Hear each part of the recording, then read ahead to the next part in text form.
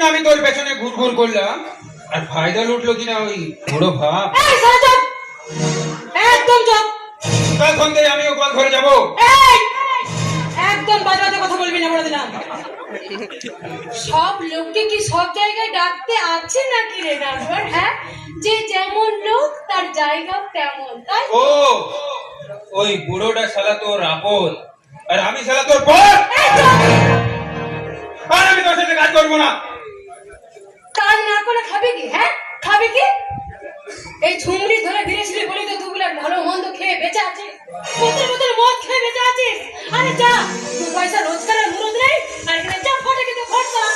আমি কি কাজ করবো না বলছি নাকি?